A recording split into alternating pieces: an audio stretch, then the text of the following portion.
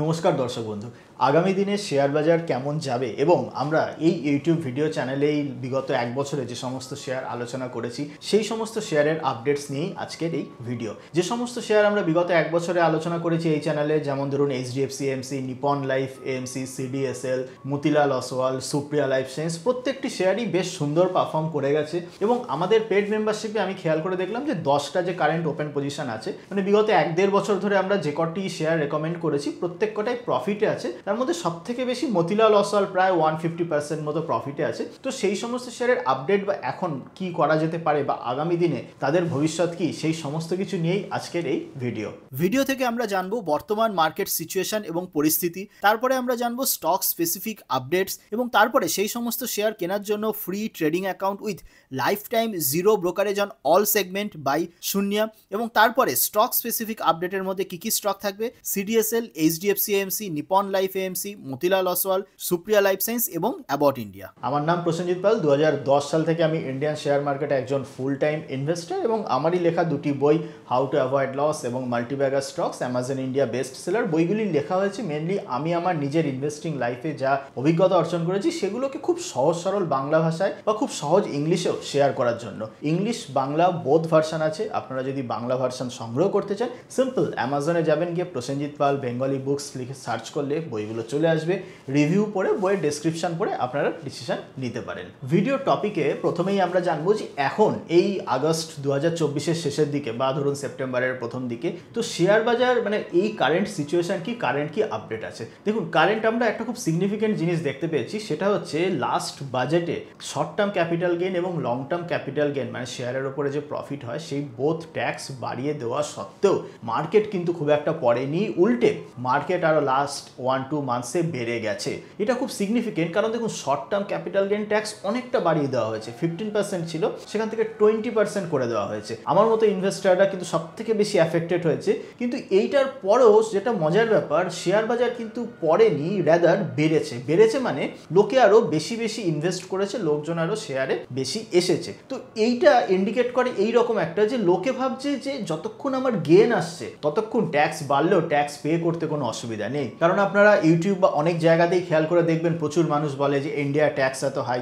সত্যি ইন্ডিয়াতে আপনার ক্যাপিটাল গেন ট্যাক্স শর্ট টার্মে এখন 20%, লং টার্মে 12.5%। অনেক দেশ আছে যেখানে কোনো ক্যাপিটাল গেন ট্যাক্সই নেই। কিন্তু এখানে আমি যেটা দেখছি সেখানে ব্যাপারটা এইরকম হচ্ছে যে লোকে ভাবছে আমি ইন্ডিয়াতে আমি 100 টাকা প্রফিট করি, 100 টাকা প্রফিট করে 20 টাকা ট্যাক্স দিই, সেইটা বেটার, নাকি আমি অন্য কোনো দেশে গিয়ে 30 টাকা প্রফিট করি করে 0 ট্যাক্স দিই, সেইটা বেটার। আপনি 100 টাকা প্রফিট করে 20 টাকা ট্যাক্স দিলে আপনার 80 টাকা থেকে যাচ্ছে। অন্য জায়গায় যেখানে ট্যাক্স 0, সেখানকার শেয়ার মার্কেটে এত গ্রোথই নেই, সেখানে হয়তো আপনি 30 টাকা ইনকাম করতে পারছেন, ইনকাম করে 0 ট্যাক্স দিতে হচ্ছে। তো অবশ্যই লোকে এইটা দেখছে যে ইন্ডিয়ান মার্কেটের গ্রোথ পোটেনশিয়াল এত বেশি, এত প্রফিট এখান থেকে হচ্ছে যে এখানে ট্যাক্স বাড়া সত্ত্বেও লোকে আরও বেশি করে ইনভেস্ট করছে। তো এটা একটা খুব সিগনিফিকেন্ট জিনিস এবং এইটা আমাদের যে ইন্ডিয়ান স্টক মার্কেটের ফান্ডামেন্টাল স্ট্রেংথ বা ইন্ডিয়ান ইকোনমির একটা খুব বড় ফান্ডামেন্টাল স্ট্রেংথের কিন্তু পরিচয়। নেক্সট যে প্যারামিটার সেটা আমরা দেখছি যে মনসুন। এবছর বর্ষা মোটামুটি অল ইন্ডিয়ার হিসাবে যদি আমরা কম্পেয়ার করি তাহলে আগের বছরের থেকে মনসুন অনেক বেটার যাচ্ছে।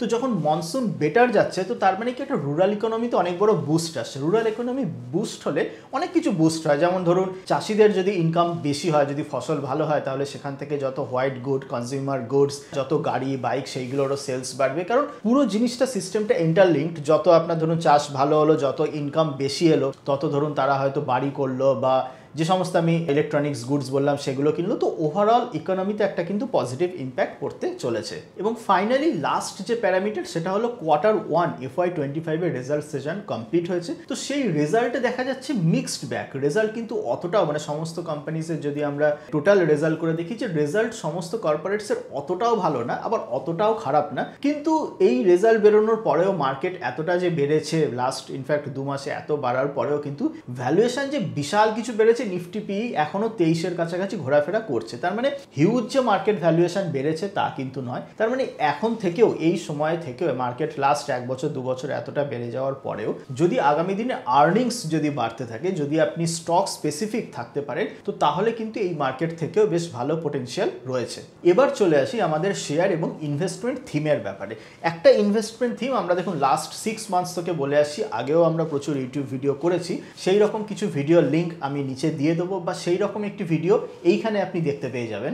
সেখানে আমরা বলেছিলাম যে মার্কেট লিঙ্কড যে সমস্ত শেয়ার আছে, মানে শেয়ার মার্কেট ভালো চললে কি হচ্ছে, মিউচুয়াল ফান্ডের ইনফ্লো বাড়ছে, মানে যে সমস্ত ওয়েলথ ম্যানেজমেন্ট কোম্পানি আছে তারা কিন্তু বেশ ভালো বেনিফিশিয়ারি। মানে এই ওয়েলথ ম্যানেজমেন্ট কোম্পানি বলতেই HDFC AMC, Nippon life AMC, Motilal অসওয়ালের asset management part. Motilal Oswal যখন শেয়ারটা বলছি তখন মতিলাল অসওয়ালের দুটো পার্ট, একটা হচ্ছে ব্রোকারেজ, একটা হচ্ছে অ্যাসেট ম্যানেজমেন্ট। তো মতিলাল অসওয়াল এই যে অ্যাসেট ম্যানেজমেন্ট পার্ট, তো এই সমস্ত পার্ট কিন্তু একটা স্ট্রং টেলউইন্ড পেতে চলেছে। এবং রিসেন্ট আমরা 2 মাস আগেও একটা শেয়ার বলেছিলাম নুভামা, সেই নুভামারও কিন্তু অ্যাসেট ম্যানেজমেন্ট এবং ওয়েলথ ম্যানেজমেন্ট বিজনেসে একটা স্ট্রং টেলউইন্ড রয়েছে। এই সমস্ত শেয়ারগুলো আমরা আগেই পেড মেম্বারদের রেকমেন্ড করেছি, এইখানে স্ক্রিনে দেখুন। যেমন HDFC অ্যাসেট ম্যানেজমেন্ট ডিসেম্বর নাগাদ রেকমেন্ড করা হয়েছিল, এখন মোটামুটি 50%-এর ওপরে আছে।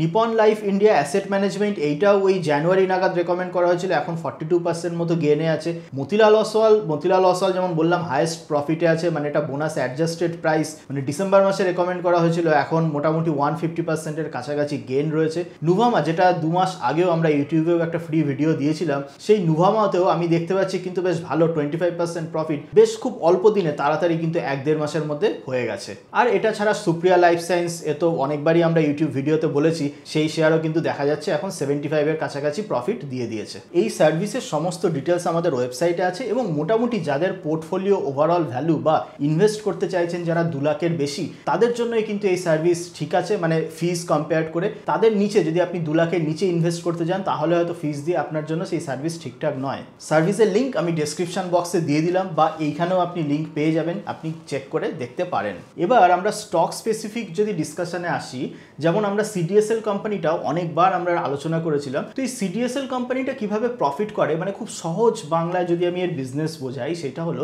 আপনি যতবার একটি শেয়ার সেল করবেন ততবার এই ডিপোজিটারি আপনার থেকে কিন্তু টাকা কাটে। তো তার মানে যত শেয়ার বাজারে বাই সেল বেশি হতে থাকবে তত এই CDSL এর প্রফিট। শুধু তাই নয়, যত কোম্পানি IPO আনবে তত CDSL এর বেশি প্রফিট। যত কোম্পানি শেয়ার তাদের ফিজিক্যাল থেকে ডিম্যাটে করবে তত CDSL এর প্রফিট। এর মানে একটাই, যে যতদিন ধরে দেখতে পাচ্ছেন আপনি শেয়ার মার্কেটের ভলিউম ভালো, মানে বেশি লোকে কেনা বেচা করছে, তো তার মানে CDSL এর প্রফিট বাড়তে থাকবে। এবং যতক্ষণ আপনি দেখবেন যে IPO বেশি আসতে চলেছে, মানে এখন যদি আপনি খেয়াল করে দেখেন লাস্ট 1 বছর ধরে প্রত্যেক মাসে মেইন বোর্ড IPO এবং SME IPO ধরে প্রচুর IPO আসছে, মানে এত IPO আসছে, তো অটোমেটিক্যালি এই এত IPO আসার ফলে যেই কোম্পানি সব থেকে বেশি বেনিফিটেড হবে, মানে যার ডাইরেক্ট প্রফিট বাড়বে, সেটা হলো তার মধ্যে CDSL হলো অন্যতম। তো এগুলো যতদিন চলতে থাকবে টেল উইন্ড কিন্তু ততদিন রয়েছে। তবে হ্যাঁ, একটা কথা, শেয়ার বাজারে যখনই মানে অত ট্রানজাকশনস হবে না, বা যখন শেয়ার বাজার কনসলিডেট করবে, তখন অটোমেটিক্যালি ইন ফিউচার IPO আসা কমে যাবে, এবং তখন কিন্তু এই সমস্ত শেয়ার প্রেসারে পড়বে। তো তাই আমি বলবো না যে এখনই আপনি চোখ কান বুঝে CDSL কিনে নিন, কারণ এই CDSL শেয়ারটা আমরা অনেক কম দাম থেকে রেকমেন্ড করছি, এখন কিন্তু বেশ যথেষ্ট বেড়ে গেছে, বা আমরা কিন্তু ইন ফিউচার এইটার প্রফিট বুকিংও করতে পারি। কিন্তু আমি আপনাদের ওভারঅল একটা থিম বললাম, যে যদি ইন ফিউচার আবার ইন ফিউচার এইরকম সিচুয়েশন থাকবে বা এই সিচুয়েশন কন্টিনিউ হবে, তো যতদিন এইরকম কন্টিনিউ হবে ততদিন এইরকম যে বেনিফিশিয়ারি স্টক, যে IPO বেশি সংখ্যক আসলে কার বেনিফিট বেশি, CDSL কোম্পানির বেনিফিট। IPO কম আসছে না বেশি আসছে সেটা আপনি ইজিলি দেখতে পাচ্ছেন। প্রত্যেক বছর কত টোটাল IPO এসেছে তারও হিস্টোরিক্যাল চার্ট কিন্তু দেখতে পাওয়া যায়। তো এই হয়ে গেল আমার CDSL নিয়ে, যে মোটামুটি CDSL এই বোনাস দেওয়ার পরে তার ভ্যালুয়েশন এখন অনেকটাই মানে হিস্টোরিক্যাল হাইতে আছে। তো তার মানে এই হিস্টোরিক্যাল হাইতে যখন আছে, যে যদি আপনাদের হিউজ মানে প্রফিট থাকে, যদি আপনারা আমাদের রেকমেন্ডেশন স্ক্রিনে থাকেন, তাহলে হয়তো ইন ফিউচার আমরা এই CDSL শেয়ারটাকে বিক্রি করার কথা ভাবতে পারি। নেক্সট হচ্ছে ব্রোকারেজ কোম্পানি, যেগুলো ব্রোকারেজ মানে দুরকম আছে। এক হচ্ছে পিওর প্লে ব্রোকারেজ, যে অ্যাঞ্জেল ওয়ান আছে। আমরা সেই সমস্ত কোম্পানিতে অতটাও পজিটিভ না, আগেও আমরা বলেছি, কারণ এই পিওর প্লে যারা ব্রোকারেজ কোম্পানি তাদের সেবির অনেক একটা রেস্ট্রিকশন আসে, তো এই সমস্ত কোম্পানির অবস্থা খারাপ হয়ে যায়। কিন্তু মতিলাল অসওয়াল এমন, এদের ব্রোকারেজ ইনকাম থাকা সত্ত্বেও এদের একটা কিন্তু অ্যাসেট ম্যানেজমেন্ট বিজনেস আছে, এদের PMS আছে, এরা লোককে অ্যাডভাইসারি সার্ভিস দিয়ে থাকে, যেই বিজনেসটা খুব ভালো, এবং ওই বিজনেস ভালোর জন্য কিন্তু শেয়ারের পারফরমেন্স এত ভালো হচ্ছে। শেয়ার নিয়ে যখন কথা বলছি তখন আপনারা জানেন শেয়ার কিনতে বা বিক্রি করতে গেলে ট্রেডিং এবং ডিম্যাট অ্যাকাউন্ট লাগে, এবং ট্রেডিং ডিম্যাট অ্যাকাউন্টের কথা বলতে গেলে আমি রিসেন্ট দেখলাম শূন্যা বাই ফিনভার্স বলে একটি প্ল্যাটফর্ম, যারা কিন্তু সমস্ত কিছু জিরো কস্টে অফারিং করছে। এটা খুব ইউনিক জিনিস, তার কারণ আমরা আবার নিজের জিরোধাতে অ্যাকাউন্ট আছে, আগেও আমরা অ্যাঞ্জেল ওয়ান দেখেছি বা এমস্টক দেখেছি, তো প্রত্যেকেই কিন্তু ট্রুলি জিরো না, প্রত্যেকের কিছু না কিছু একটা টার্মস অ্যান্ড কন্ডিশন আছে, কিছু না কিছু একটা ইফ অ্যান্ড এলস আছে। হয় সে ডেলিভারিতে জিরো ব্রোকারেজ দিচ্ছে, অন্যান্য সেগমেন্টে নয়। কিন্তু এই শূন্যা বাই ফিনভার্স যে কোম্পানি, এদের দেখুন যে সমস্ত কিছু zero brokerage fees, zero account opening fees, zero call and trade fees, zero in fact clearing fees এবং zero brokerage in all segment, NSC, BSC, MCX, NCDEX, মানে ইন্ট্রাডে ট্রেড করুন আর ডেলিভারি ট্রেড করুন আর ফিউচার অ্যান্ড অপশন ট্রেড করুন, সমস্ত কিছুতে zero. তো প্রথমে আমি ভাবলাম যে এই এত সব কিছু যখন জিরো তাহলে এই কোম্পানি চলছে কি করে। তো সেইটা নিয়েও দেখলাম কোম্পানি, আপনি যদি এই প্রাইসিং পেজে দেখেন এই হোয়াই কমিশন ফ্রি এবং কেন কি করে এরা সার্ভাইভ করছে সেই নিয়েও কিন্তু একটা বেশ বড় লেখা আছে যে সমস্ত কিছু জিরোতে কি করে এরা চলছে। তো এবার যদি আমরা এদের ব্রোকারেজ ক্যালকুলেটরের দিকে চলে যাই, আমি যদি এখানে ধরুন আমি বাইং প্রাইস 100 টাকা দিলাম,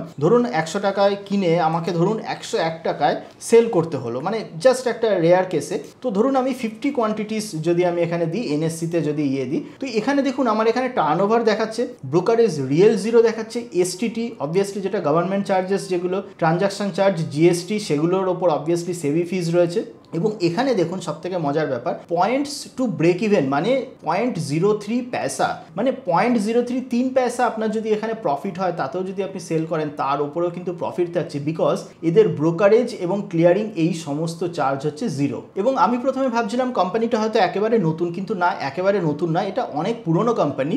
কারণ এই ফিনভেস্ট আগেও ছিল শূন্যা, এরা এখন নতুন একটা প্ল্যাটফর্ম এনেছে। এখানে দেখুন সমস্ত চার্জ, আদার চার্জেস এক্সপ্লেন্ড, মানে কি কি সব রকম চার্জ আছে সমস্ত কিছু এখানে দিয়ে দিয়েছে। এবং সব থেকে যেটা বেস্ট পার্ট সেটা হচ্ছে অবভিয়াসলি শূন্যা কিন্তু সেবি রেজিস্টার্ড ব্রোকার এবং এদের এএমএফআই মানে মিউচুয়াল ফান্ড ডিস্ট্রিবিউশনেরও লাইসেন্স আছে, সিটিএস এর ডিপিআইডি এবং এমসিএক্স মেম্বার আইডি আর এনএসসি মেম্বার আইডি সমস্ত কিছুই রয়েছে। এনএসসি ক্লিয়ারিং মেম্বার, তার লাইসেন্সও কিন্তু আপনি দেখতে পেয়ে যাবেন। তো তার মানে এটা ফুললি রেগুলেটেড কোম্পানি এবং আমরা আগেও বলেছি যে যখন রেগুলেটেড কোম্পানি, রেগুলেটেড ব্রোকারেজ যখন, তখন কিন্তু এরা যথেষ্ট সেফ অ্যান্ড সিকিওর। যেহেতু অনেক বছরের পুরনো company, SEBI registered, safe and secure সমস্ত রেগুলেটরি বডির রেজিস্ট্রেশন রয়েছে, সিম্পলি আপনি ডেসক্রিপশনে দেওয়া লিঙ্কে ক্লিক করে ওদের প্ল্যাটফর্ম কিন্তু চেক আউট করতেই পারেন।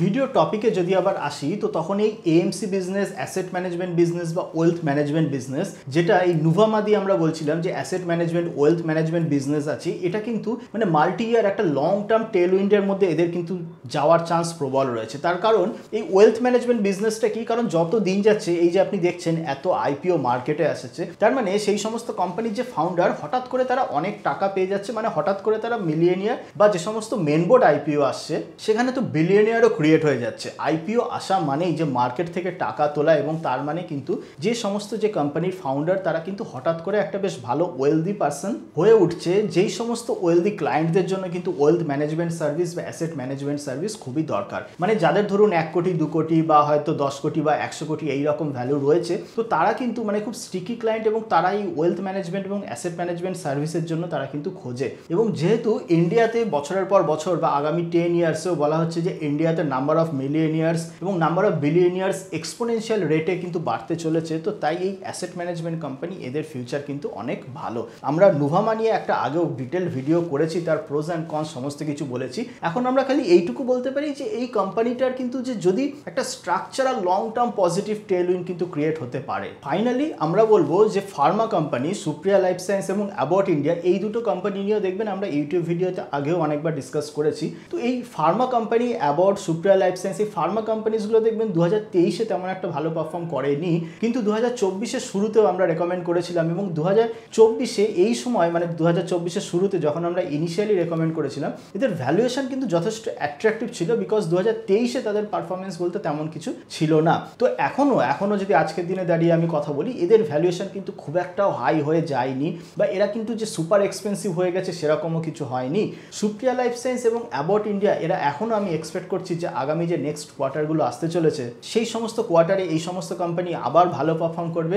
এবং ম্যানেজমেন্ট যা গাইডেন্স দিয়েছে, মানে ধরুন ম্যানেজমেন্ট বলছে এই রেটে আমার গ্রো হবে, যদি তার থেকে বেশি গ্রো হয় বা যদি অ্যাটলিস্ট সেই রেটও যদি গ্রোথ হয়, তাহলেও কিন্তু শেয়ার প্রাইসের যে মোমেন্টাম এসে গেছে সেই মোমেন্টাম কিন্তু কন্টিনিউ হতে থাকবে। ওভারঅল ফার্মা সেগমেন্ট এটাকে অনেক ডিফেন্সিভ বলা হয়, মানে যেমন অ্যাবট ইন্ডিয়া এই যে শেয়ারটার আমি কথা বলছি, এই শেয়ারটিকে মানে কাইন্ড অফ ডিফেন্সিভ শেয়ার হিসেবে কনসিডার করা হয়। তার কারণ এটা মার্কেট পড়ুক কি মার্কেট বাড়ুক, মানে মার্কেট পড়লেও দেখবেন এই শেয়ার যে হিউজ অনেকটা পড়ে যায় তা কিন্তু নয়। অন্যান্য অনেক কোম্পানি আছে যেই সমস্ত শেয়ারের দাম হয়তো হট করে 100% বাড়লো, আবার তারপরে হট করে 50-60% ডাউন হয়ে গেল। কিন্তু এই অ্যাবট ইন্ডিয়া এমন, এটা যখন বাড়ে মানে বেশ ধীরে ধীরে বাড়ে, অনেক দিন ধরে বাড়ে, কিন্তু যখন পরে ওভারঅল মার্কেট যখন খারাপ থাকে বা বছরের পর বছর 1 বছর 2 বছরও যদি মার্কেট খারাপ থাকে, তাহলেও কিন্তু শেয়ারের দাম অতটাও পড়ে না। তার রিজনটা খুব সিম্পল, আপনারাও খেয়াল করে দেখবেন এই অ্যাবট ইন্ডিয়ার যত ব্র্যান্ড আছে, মানে যে সমস্ত ওষুধের কোম্পানি, যে সমস্ত ব্র্যান্ড আছে বা যে সমস্ত ওদের প্রোডাক্ট আছে, প্রত্যেকটা প্রোডাক্ট মার্কেটে কিন্তু টপ 3 প্রোডাক্টের মধ্যে আছে।